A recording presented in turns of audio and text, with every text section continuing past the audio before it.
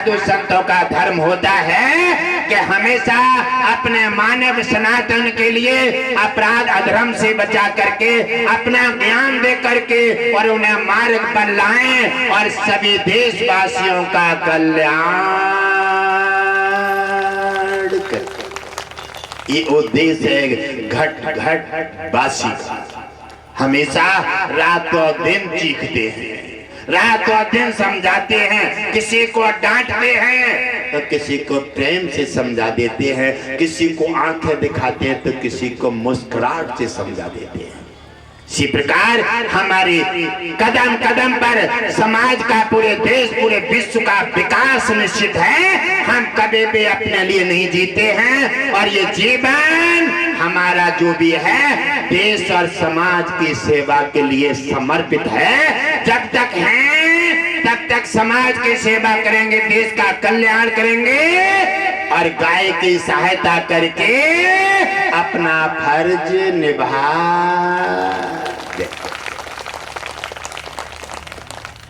ब्राह्मण की सेवा करने से भगवान विष्णु प्रभावित हो जाते हैं। कैसे? मैं आपके सामने एक उपमा उपस्थित करूंगा। जैसे हमारे रामायण में आता है, रामायण में आता है रघुकुल रीते सदा चले आए, प्राण जात पर वचन न जाए। कौन थे ये? राजा रघु धर्मात्मा राजा थे और उनका 101 रानियां थी। 101 रानियां थे, गंगा के बहुत प्रेमी थे और गंगा स्नान जा रहे।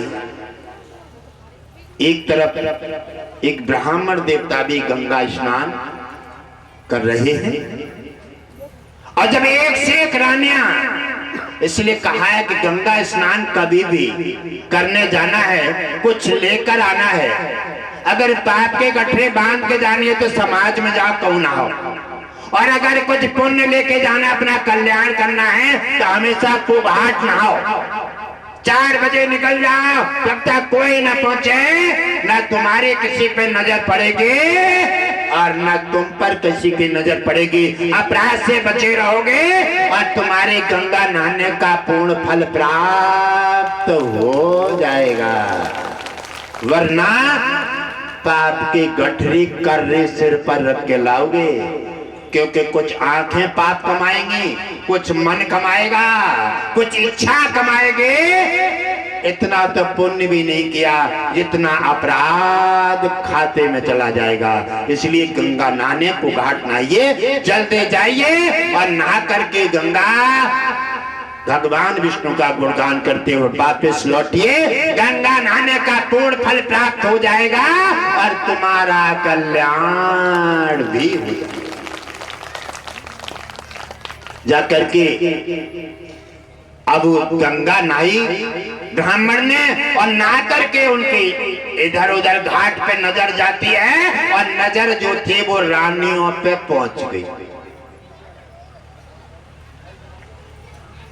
नजर और जिभा बहुत खतरनाक होती है।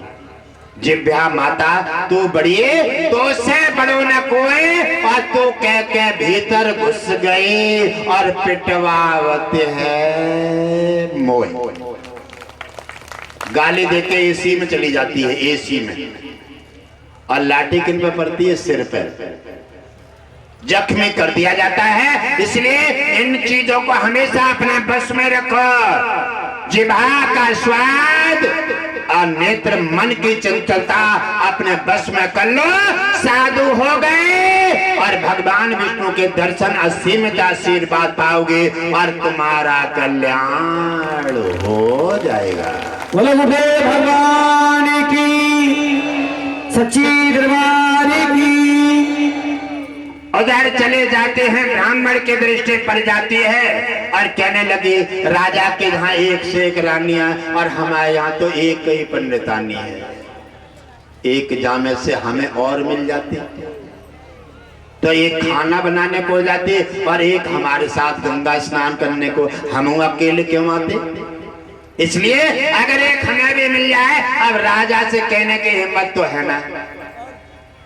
अपने मन में विचार किए, पाप के गठरी सिर पे बांध ली और राजा अपने रन महल में चले जाते रानियों को लेकर के, और उधर पंडित जी अपने घर चले जाते।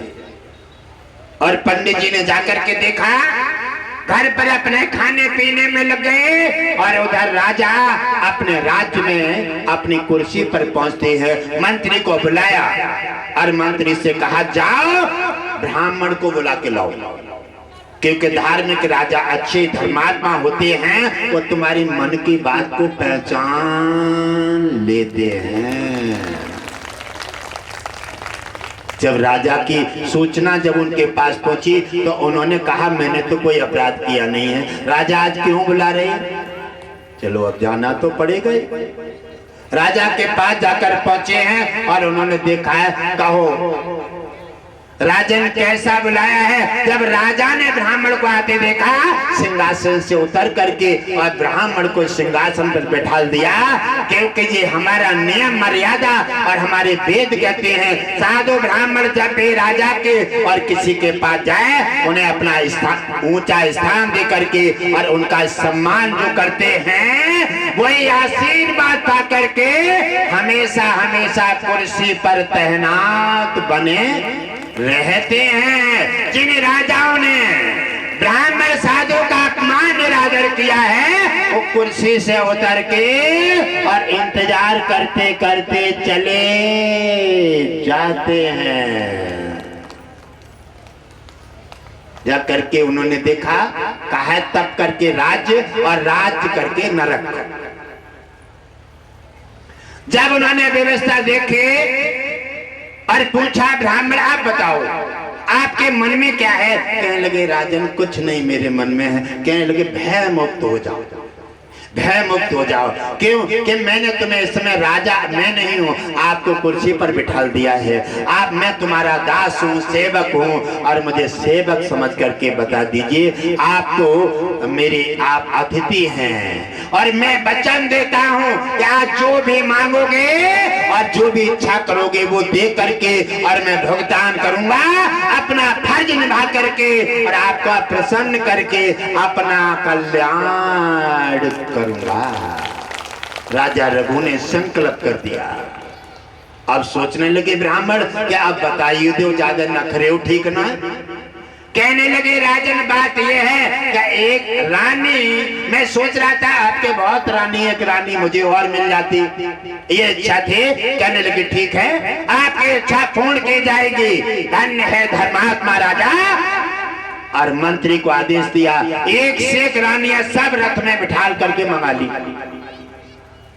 आजकल के सोच लेते कि ऐसो है, अगर मांग भी रहे दे भी रहे तो ऐसो करो, उन्हीं में से जो सबसे ज्यादा है, जो कतई कामों में नहीं आते बाद दे दे, और काम की ना है। लेकिन नहीं, उन्हें तो ब्राह्मण को खुश करना था, फर्ज निभाना था, और केवल ड्रामा नहीं दिखाना था। उन्होंने जाकर के रानियों को बुलाया और रानियों की एक से एक की लंबी लाइन लगा दी, लंबी लाइन लगा देते हैं और कहा, ब्राह्मण कष्ट कीजिए और जाकर के जो अच्छी लगे उसको कलाई पकड़ के निकाल लाइए, वही हम आपको संकल्प करके आपको प्रदान कर देंगे। हम आपकी इच्छा पूर्ति करके और अपना कल्याण कर लेंगे।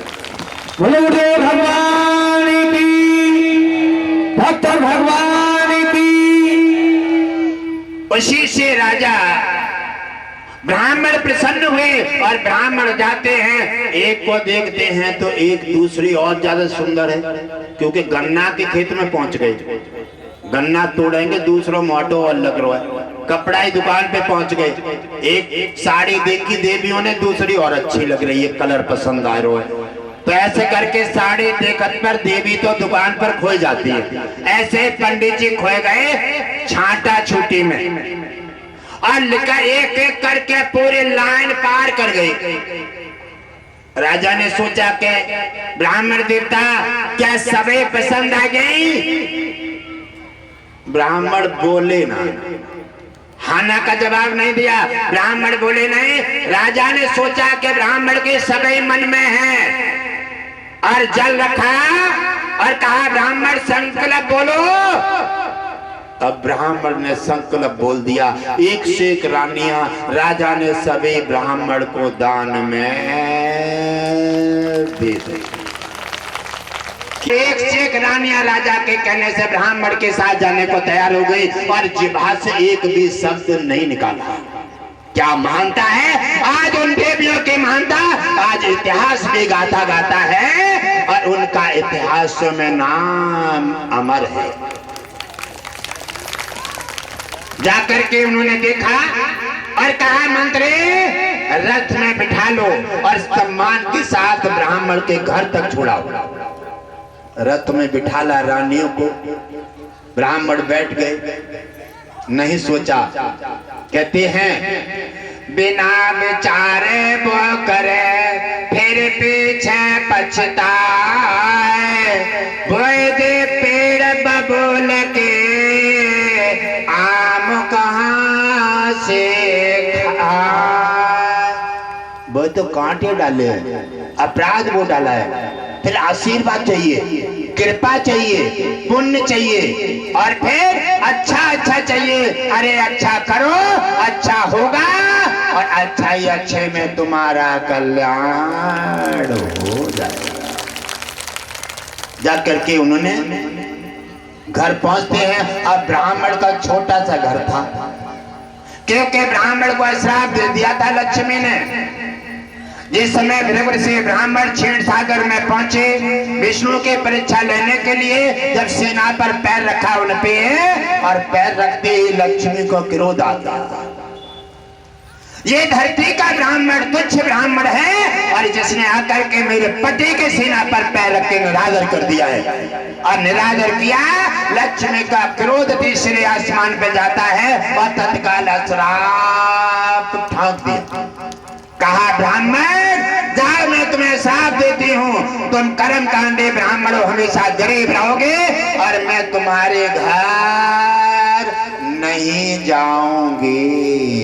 लक्ष्मी ने श्राप दे दो। ब्राह्मण पर कोई फर्क ना पड़ो। कहने लगे तुम जाओ या मत जाओ। तुम्हारे आने से हमें कोई खुशी ना है और तुम ना आओ तो हमें कोई गम ना है। क्योंकि हमें क्या चाहिए? अगर बेड ना मिले हो तो जमीन पे सोए ले, खाना ना मिले हो तो वृक्षन की छाल खा ले, अगर वस्त्र नहीं होंगे जंगल में चले जाएंगे। क्या फर्क पड़ता है? तुम्हारी हमें आवश्यकता है। लक्ष्मी के श्राप से ब्राह्मण पर कोई फर्क नहीं पड़ा, लेकिन विष्णु जी पे फर्क पड़ रहा है। भगवान विष्णु ने ब्राह्मण की तरफ जब देखा तो ब्राह्मण का मस्तक बदल रहा है और मस्तक बदलते ही भगवान विष्णु ने तत्काल वरदान दे दिया। हे ब्राह्मण देवता मैं तुम्हारे हृदय मस्तक में निवास करूंगा। ब्राह्मण ने सोची एक ने श्राप दो तो हमारा तो कल्याण होगा। कल्याण हो गया। लक्ष्मी ने श्राप दिया और दुनिया बनाने वाला हमारे हृदय मस्तक में हमेशा हमेशा के लिए निवास हो गया। उधर उन्होंने देखा ब्राह्मण लेकर के भगवान विष्णु को चल दिए और लक्ष्मी जी के आंसू आंखों से गिरना शुरू हो गए। क्योंकि हमारे देवियों के तो आंखों में आंसू ऊपर ही रखे रहे, जरा देर में निकल आवे, बहुत जल्दी आंसू। पहले तो गुस्सा करें और गलती बहुत बड़ी करें, कोई बात हो जाती आंसू टप टप गिरने लगे। अब बात गलती लक्ष्मी ने तो की, अब लक्ष्मी को ही रोना पड़ रहा है। ब्राह्मण चल दिए। ब्राह्मण ने जाते समय देखा कि लक्ष्मी की आंखों में आंसू। मैं ब्राह्मण हूं और किसी देवी को रोते हुए मैं नहीं देख सकता और वहीं ठहर गए। कहने लगे देवी क्षमा करें, आपने मुझे श्राप दे दिया है कि हम तुम्हारे घर नहीं जाएंगे। अब बताओ आप रो रही हैं क्यों? कि आपके पति मेरे हृदय मस्तक में आ गए, आप अकेली रह गई हैं इसलिए रो रही हैं। मैं समझ रहा हूं आपकी व्यवस्था के लिए, लेकिन मैं आपकी सहायता क्या कर सकता हूँ, आप बताइए। इसका मतलब है कि आप अकेली रह जाएंगी, इसलिए आप रो रही हैं और मैं रोते हुए आपको नहीं देख सकता। आपने मुझे श्राप दिया, इससे मुझे कोई फर्क नहीं पड़ता, लेकिन मैं अपना फर्ज निभाऊंगा। मैं ब्राह्मण हूँ और मैं भारत की नारी किसी देवी को रोते हुए देख देख छोड़ करके नहीं जा सकता। इसलिए हे लक्ष्मी, आपने मुझे श्राप दिया है, उससे कोई फर्क नहीं है, लेकिन मैं तुम्हें अनुमति देता हूँ। अगर आपकी इच्छा हो तो हृदय मस्तक में तो भगवान विष्णु ने निवास ले लिया है, अब मेरे पास लक्ष्मी पैर ही बचे हैं। अगर आपकी इच्छा हो तो लक्ष्मी, मुझे कोई आपत्ति नहीं है, आप मेरे पैरों में निवास लेकर के और अपने पति के भी दर्शन पा सकते हैं और आप अपना कल्याण कर सकती हैं। लक्ष्मी ने एकदम रो करके भगवान विष्णु को प्रणाम करके और ब्राह्मण के पैरों में गिर जाती है। कहने लगी, अब मेरी समझ में आई कि मेरे से ज्यादा दिव्य वस्तु ये ब्राह्मण में पाई जाती है। वो क्या है? दया। सबसे बड़ी संपत्ति है दया। जहाँ दया का धर्म है, जहाँ लोभ दा पाप और जहाँ क्रोधता काल है, जहाँ क्षमा वहाँ आप। ब्राह्मण के अंदर दया पाई जा रही है। मैंने इन्हें श्राप दे दिया। आजकल छोटी सी बात पर कोई एक खुरपी मांगे से न दे तो न जाने कितना गुमान करेंगे। वैसे भले ट्रैक्टर दे दे मांगे से, ट्रैक्टर मांगे से दे दे, 50 बार दे, एक बार अगर उसने खुरपी मांगे पर व्यवस्था न दे पाई तो पूरा एहसान खत्म कर दो। ये है धरती वासियों की खासियत। उसी समय ब्राह्मण ने जाकर के लक्ष्मी को अपना चरणों में रहने का आश्रय दे दिया और लक्ष्मी ने कहा, हे ब्राह्मण देवता, हम तुम्हें वरदान देती हैं, आपने जो हम पर उपकार किया है ये हम कितने जन्मों तक ये तुम्हारा एहसान चुकाएंगे। आप तो ये तुम्हारे अंदर दया जो झलक रही है ये सबसे बड़ी पूज्य है। हे ब्राह्मण देवता, हम तुम्हें वरदान देती हैं, हम इन चरणों में हमेशा हमेशा के लिए निवास करेंगे। जो इन चरणों को धोएगा और पंचामृत लेगा, इन चरणों से प्रेम करेगा, इन चरणों की सेवा करेगा, वो धन धान से भरा पूरा रहेगा, शांति और गुरु की कृपा बरसती रहेगी और उसका कल्याण होगा। लक्ष्मी ने कहा, मैं उसके घर पर उस पर हमेशा अपनी कृपा दृष्टि बनाकर रखूंगी। इसी समय ब्राह्मण के चरणों में लक्ष्मी ने निवास ले लिया और हृदय मस्तक में भगवान विष्णु ने निवास ले लिया। अब आप बताओ, धरतीवासी कहते हैं ब्राह्मण कौन है? अब ब्राह्मण के लिए भगवान विष्णु दुनिया बनाने वाला उनके हृदय मस्तक में आता है और जब ब्राह्मण पर बार हुआ, अत्याचार हुआ, तब भगवान विष्णु ने धरती पर अवतार लेकर के और दुष्टों का संहार किए। इतिहास उठा के देखो, ब्राह्मण की महिमा देखें, इतिहास उठा के देखें और इतिहासों में देखें, सबसे पहले पाया जाएगा सारे तीर्थ धाम गुरु के चरणों में। गुरु ब्रह्मा, गुरु विष्णु, गुरु देवो महेश्वरा, गुरु साक्षात परब्रह्म, तस्मै श्री गुरुवे नमः। जय हो गुरु भगवान की।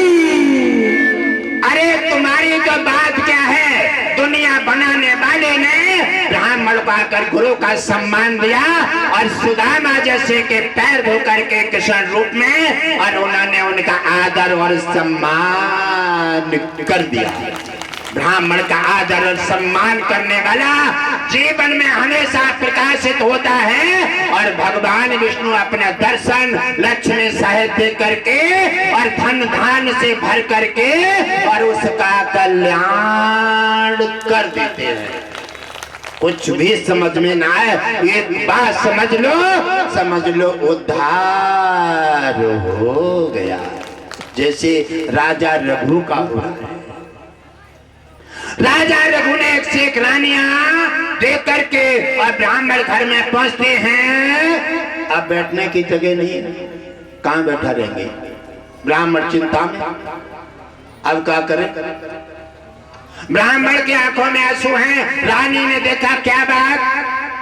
अरे आपको एक रानी की इच्छा थी, राजा ने 101 रानियां दे दी। कितना विशाल हृदय राजा है जिसने अपनी इज्जत तुम्हें देकर के संतुष्ट किया है। और आप अब रो रहे हैं, कहने लगी मैं तुम्हें कहाँ रखूंगा, कहाँ बैठा रहूंगा, क्या खिलाऊंगा, मेरे पास कुछ नहीं है।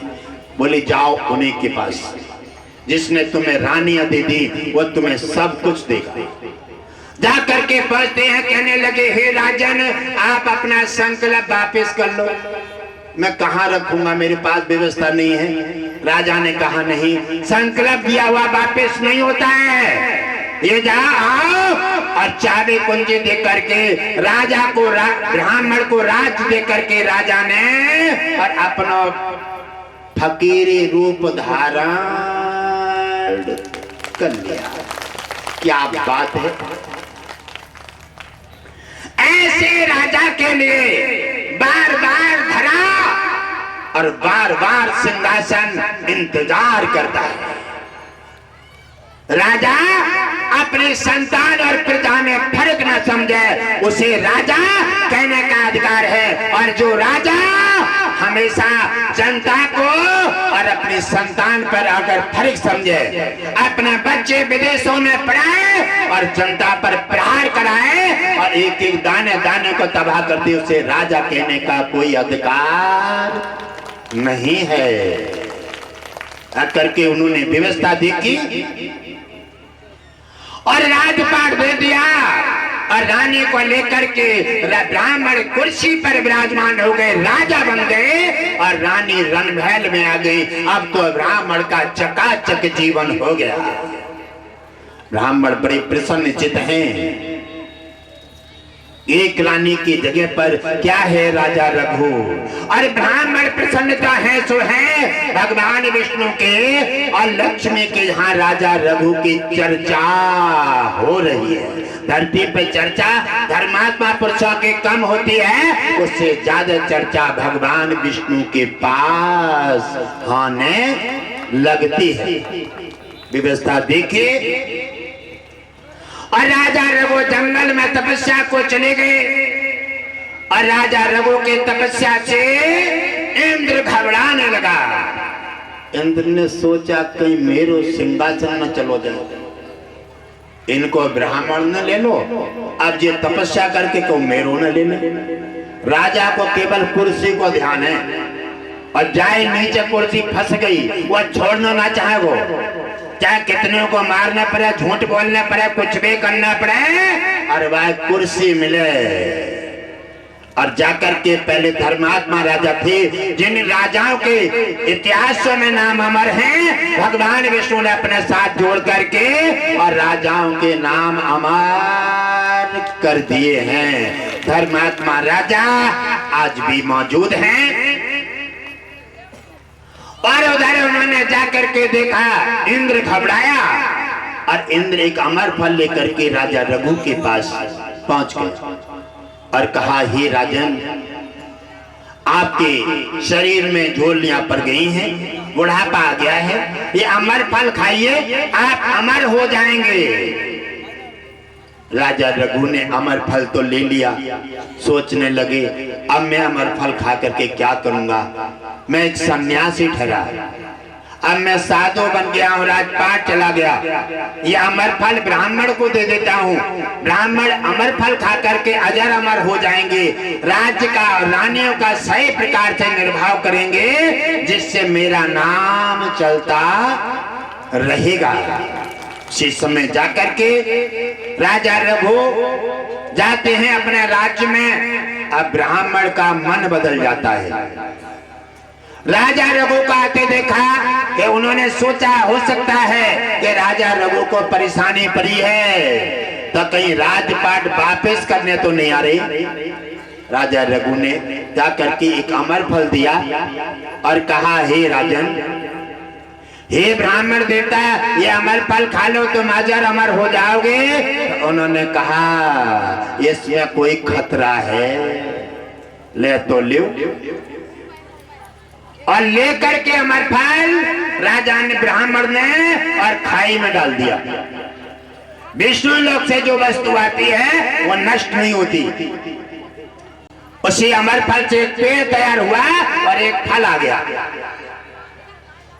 राजा अपनी तपस्या को चले जाते हैं और उधर ब्राह्मण अपना राज्य का निर्वाह कर रहे हैं। उधर ब्राह्मण के राजा के राज्य में कोई पीछे परिवार रहता था, उनमें कोई झगड़ा हो गया।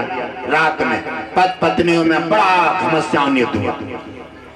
अब कहने लगे, पत्नी नाराज हो गई, कहने लगे, अब बार बार रोज रोज के लड़ाई से फंदा काटो। राजा के राज में विषैले फल हैं, आज खा करके आज जीवन का हिस्सा खत्म कर देते हैं। गुस्सा में पहुंची और बाई पेड़ के नीचे पहुंच गई, अमर फल के नीचे, और जैसे गुस्सा में हिलाया, अमर फल टूट करके नीचे गिर गया। और गुस्सा में वहीं पर अमर फल फाड़ करके पूरो खाए गए। कृपा दृष्टि हो जाती है और सूखी खेती हरिया जाती है। बोलो विष्णु भगवान की, लक्ष्मी नारायण भगवान की। अमर फल वो खा लेते हैं और अमर फल खा करके अजर अमर हो गई। 16 साल की सुंदर कन्या बन गई। अब तो और देवी की चर्चा शहरपना में फैल गए। राजा के राज से एक फल खा लिया, उसे सोने के एक फल खा करके राजकुमारी सुंदर बन गई हैं। अब तो चर्चा जब सुनी, ब्राह्मण के पास चर्चा पहुंची। ब्राह्मण ने जब सुना अमर फल जो मैं खा लेता तो मैं भी ऐसा ही हो जाता। ये मानव की कल्पना बनी रहती है, मैंने ये पाप कर दिया, मैं भी पुण्य करता, ऐसा ही होता। तो इसी प्रकार से उनकी कल्पना बनी हुई है। अब ब्राह्मण रोटा महल में चले गए। रोटा महल में पहले राजाओं के जहाँ रोटा महल अलग हो, तो आजकल तो पूरा घर ही रोटा महल बना दो। एक नाराज हो जाए तो मुंह फुलाए ले तो पूरा घर ही रूठा महल हो जाए। ऐसे तो राजाओं ने रूठा महल अलग बना दिया तो वो तो ठीक है, और तो घर बच जा तो, इसलिए रूठा महल राजाओं के जहाँ अलग होता था। रानियों ने देखा कि आज ब्राह्मण को क्या हुआ है, और जब देखा तो उन्होंने कहा, जाओ, जिन राजा ने तुम्हें सब कुछ दिया उन्हीं के पास पहुंचो। उसी समय वो जाते हैं राजा रघु के पास। उन्होंने जाकर के सवाल किया। राजा रघु उन्हें लेकर के इंद्र के पास पहुंचे, अमर फल नहीं मिला। तब जाकर के भगवान विष्णु के पास पहुंचते हैं। भगवान विष्णु के पास उन्होंने फरियाद रखे तो उन्होंने 4 रूमों की चाबी फेंक दी और कहा, जाओ राजा रघु, आप इन रूमों में अमर फल निकाल करके ले जा सकते हैं। एक रूम पहला खोला, उसमें देखा कि एक वृद्ध माता पिता, एक बड़े बूढ़े, उनके शरीर में हजारों जख्में हैं और हाय हाय चिल्ला रहे हैं। राजा रघु धर्मात्मा ने देखा, ये वृद्ध बड़े बूढ़े कौन हैं, कितनी परिस्थिति को प्राप्त हो रही है। दूसरा रूम खोला, उसमें एक माता बाई हाल में हाय हाय चिल्ला रही है, और दोनों को देख करके राजा रघु बड़ी दुखी हो गई। तीसरा रूम खोला, उसमें देखा उनका राजपाट और उनकी रानियां इंतजार कर रही है। दान किया हुआ यहाँ फोटो कॉपी रह जाती है, असली दान बैकुंठ में जमा हो जाता है। उसी खाते में जो नाम दान देने के बाद गुरुदेव तुम्हारा बैकुंठ में खाता खुलवा देते हैं। अगर किसी के पास खाते के लिए पैसा नहीं है, अब पैसा से तो वहां खाता खुलता ना, वहां तो खाता खुलता है केवल दान पुण्य से। अब गुरुदेव सोचते हैं काऊ के पास दान पुण्य जीरो पर है, अब वो नामदान लेना चाहता है तो अब उसका खाता कैसे खुलेगा। गुरुदेव ने कहा कि 10% भक्ति हम अपने खाते से उसे भक्त को देंगे और उसका बैकुंठ में खाता खुला करके और उसका कल्याण कर देंगे। ये गुरुदेव की अनुपम कृपा है। बार बार अपने देश और अपने परिवार को अच्छा मार्ग दे करके और सबका कल्याण करना चाहते हैं। जाकर के उन्होंने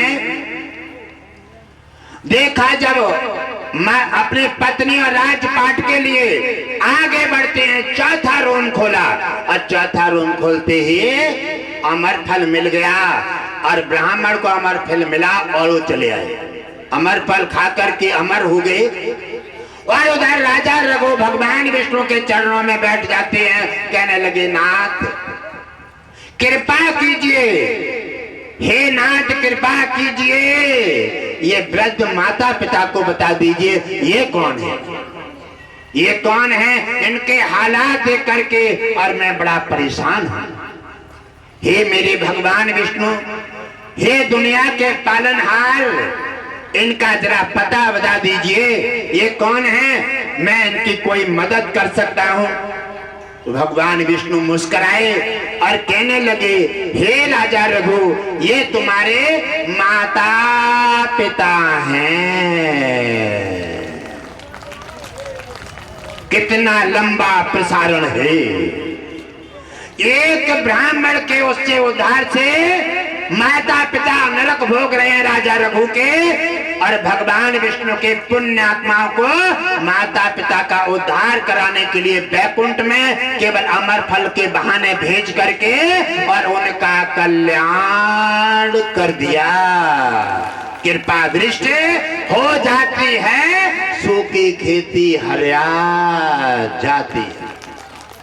जाकर के पहुंचे, उन्होंने व्यवस्था देखी है और व्यवस्था देख करके भगवान विष्णु ने, और जैसे उन्होंने बताया, राजा रघु अपने माता पिता के पास भगवान विष्णु से निवेदन किया, हे नाथ, मेरी सारी तपस्या दान पुण्य देख करके और मेरे माता पिता का तत्काल मोक्ष प्रदान कीजिए और इनके बदले का मुझे भोग भोगने को अनुमति दे दीजिए। हे नाथ, मेरे पर थोड़ी कृपा कर दीजिए। फूट फूट करके राजा रघु रोने लगे, भगवान विष्णु के शरण में गिर गए। भगवान विष्णु ने उठा करके राजा रघु को अपने हृदय से लगाया और कहने लगे, राजन, आप अपने होश में आए और तुम वो पुण्य आत्मा हो, तुमने ब्राह्मण को प्रसन्न चित्त करके और तुमने इतिहास कायम कर दिया है। आपकी एक भी पल की भक्ति माता पिता के उद्धार में भी नहीं लगेगी और तुम्हारे माता पिता को अभ्याल इसी वक्त मोक्ष प्रदान किया जाता है और उनका कल्याण हो। माता पिता स्वर्ग सिधार मोक्ष सिधार गए, भगवान विष्णु में जाकर के विलीन हो गए। अब कहने लगे, भगवान विष्णु ने कहा, हे राजा रघु, तुमने इतना सब कुछ करके और मेरा हृदय जीत लिया है।